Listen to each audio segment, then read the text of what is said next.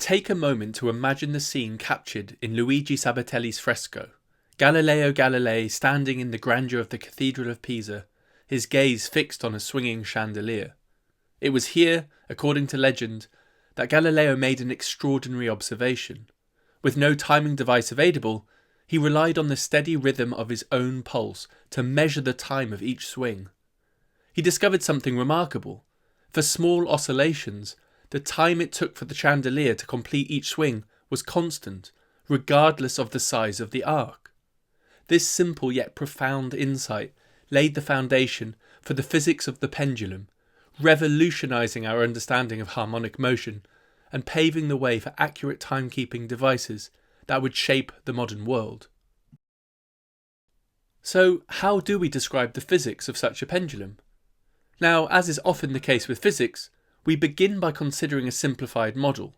In the case of the pendulum, such a toy model is known as the simple pendulum, and simply consists of a point mass attached to the end of a massless string.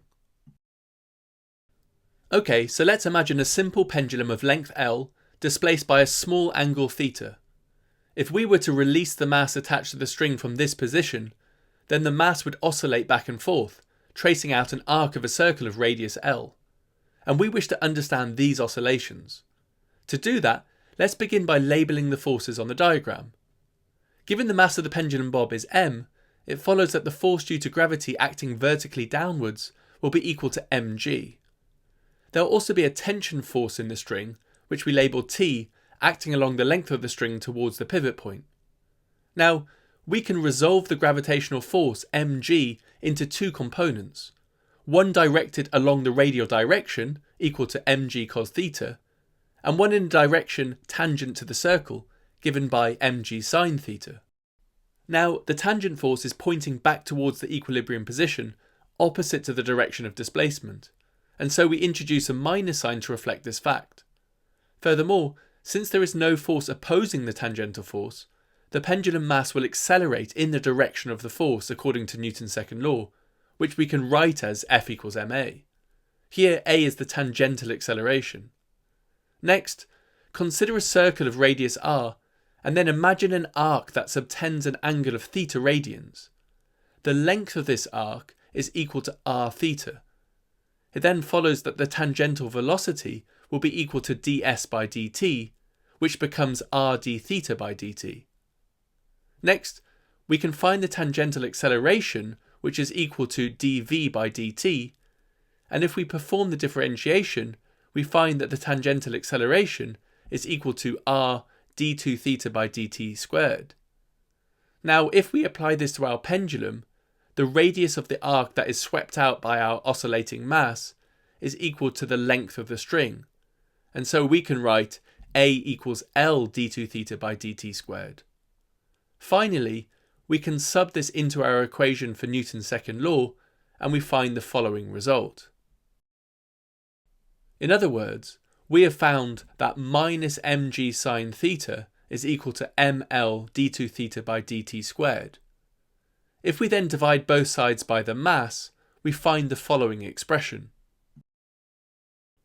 The next step is to make use of the fact that the angular displacement theta was chosen to be small, and this allows us to make use of the well-known small angle approximation, which says that for small angles measured in radians, sine of the angle of theta is approximately equal to theta, the angle itself.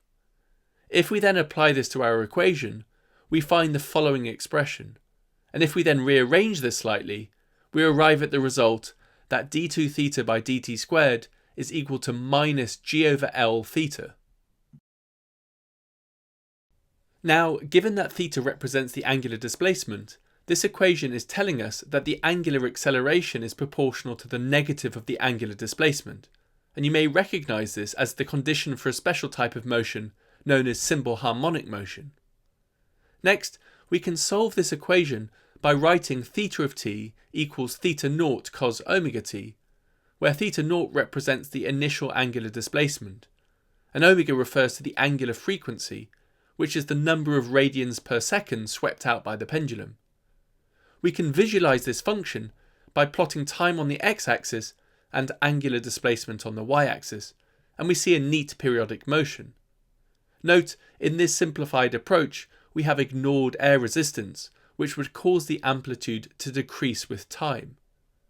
Next, if we differentiate this function with respect to t, we find that the angular velocity is given by minus omega theta naught sine omega t.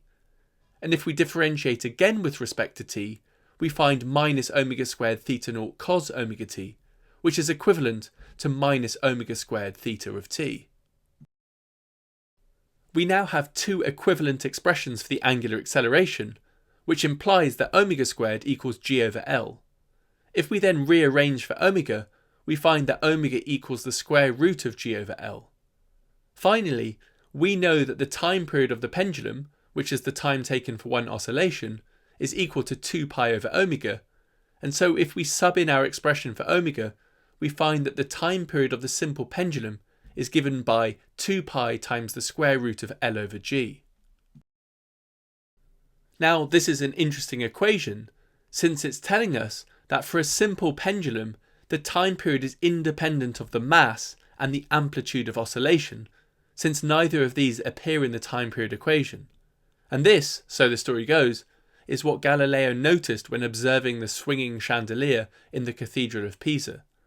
According to our equation, the time period only depends on the length of the string connecting the pivot to the mass and the gravitational field strength, which quantifies the strength of gravity.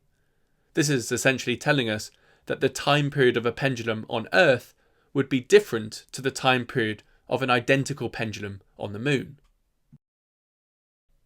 Okay, but what if we want to explore the oscillations of more complex systems? For example, rigid objects. How do we do that? Well, here is an example of an irregularly shaped two-dimensional rigid object. Now, if we were to drill a hole through the object and then suspend it from a nail in the wall, then we could make the rigid object oscillate. We can define a physical pendulum as a rigid object that oscillates about a fixed pivot point. But how do we describe the motion of such an object? Well, the first step is to locate the centre of mass of the object.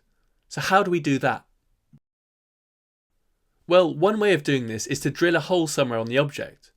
If you then suspend the object from a pin and drop a plumb line and mark the line on the object, then this line will pass through the object's centre of mass. If you then repeat this process using a second hole, then the intersection of the two lines is the centre of mass. You can think of the centre of mass as the average position of all of the mass in the object. It's the point where you can consider all of the mass to be concentrated for the purpose of analysing its motion. So let's take a look at that. Consider an irregularly shaped object in which a tiny green LED light is located at the object's centre of mass. If I then throw this object across the room, notice the path traced by the LED light. Despite the object's irregular shape and wobbling motion, the LED followed a perfectly parabolic trajectory. We can see this even more clearly if I darken the image. Pay attention to the path traced by the white light. Now, the reason the centre of mass follows this path is because the centre of mass moves as if all the mass were concentrated at that point, and under the influence of gravity alone, it follows the same parabolic path that any simple projectile would. Okay, so perhaps we can use this knowledge of an object's centre of mass to understand how a physical object might oscillate when displaced. Let's again consider our irregularly shaped solid object and drill a hole in it, suspend the object, and then displace it. Let's then locate the position of the centre of mass on our diagram and let d represent the distance between the pivot and centre of mass. We can see that this line makes an angle theta with the vertical. Now, we've already established that the centre of mass is the location where it appears all the mass is concentrated, and so it follows that the weight or gravitational force will act through this point, and so we can label the gravitational force as mg on our diagram. Now, it's clear from the diagram that if the solid object was released, the gravitational force would create a torque, causing the object to rotate in a clockwise direction as it moved back towards its equilibrium position. So how do we calculate the torque in this situation? Well, torque can be defined as the product of the perpendicular distance from the force to the pivot and the force itself. We see from the diagram that the perpendicular distance between the line of action of the force and the pivot is given by d sine theta, and the force is equal to mg, and so the torque will be equal to d sine theta mg. Now at this stage, we need to pay attention to direction. Since the rigid object was originally displaced by rotating in an anti-clockwise direction, we define this as the positive angular direction. Therefore, when the object is released, it rotates in a negative clockwise direction as it moves back towards the equilibrium position. As a result, the torque is written with a minus sign as minus mgd sine theta, indicating that it acts in the direction that moves the object back towards its equilibrium position. Okay, we now know the torque, but what is the equation of motion? To find this, we make use of the rotational equivalent of Newton's second law. For linear motion we have that F equals ma, whereas for rotational motion we can write this as tau equals I alpha, where I is the moment of inertia and alpha is the angular acceleration, which we've already seen is equal to d2 theta by dt squared. It then follows that we can write the angular version of Newton's second law as minus mg d sine theta equals I d2 theta by dt squared. And if we then rearrange this equation, we find that d2 theta by dt squared equals minus mg d over I times sine theta. Now, as it stands, this is a non-linear equation due to the presence of the sine theta term, which makes it challenging to solve analytically. However, provided the angular displacement theta is small, we can again use the small angle approximation, which, as we've already seen, says that sine of theta is approximately equal to theta. If we then substitute the small angle approximation into our equation, we find the following expression, and we immediately notice that d2 theta by dt squared is proportional to minus theta, and we remember from earlier that this is telling us that the motion will be approximately simple harmonic, and this is very good news as it means we can use our knowledge of simple harmonic motion. Now we know from our earlier analysis of the simple pendulum that we can write the angular acceleration as being equal to minus omega squared theta, and if we then compare this with our equation, we see that the angular frequency of our rigid object must be equal to the square root of mgd divided by I. And we can then use this to find the time period of our object, which we see is equal to 2 pi times the square root of I divided by mgd. And so there we have it. This is what we were looking for. We're now in a position where we can predict the time period of any physical pendulum, provided that we know the mass of the whole system, the distance from the pivot to the centre of mass, and the moment of inertia of the object about the fixed pivot point. Now I would like to end with a challenge. I would like you to calculate the time period for an oscillating hula hoop. So how might you do that? Well, let me give you a hint.